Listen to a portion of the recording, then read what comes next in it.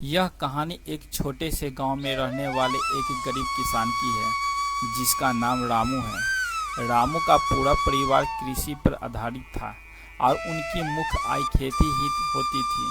वे एक छोटे से खेत में जैविक खेती करती थी और उन्हीं खेती में विशेष रुचि थी। रामू की कहानी उस समय से शुरू होती है जब उनके पास बहुत ही कम सामग्री थी, लेकिन उनकी मेहनत और आत्मविश्वास की वजह से वे किसान में सफलता पाने के लिए कठिनाई का सामना करते गए।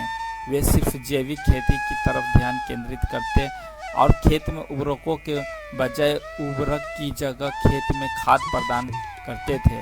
अपनी मेहनत और संपूर्ण में से रामू की खेती धीरे धीरे फलने लगी। उनकी पैदावार बढ़ती गई और उनकी मुनाफा कमाने की क्षमता में भी वृद्धि हुई।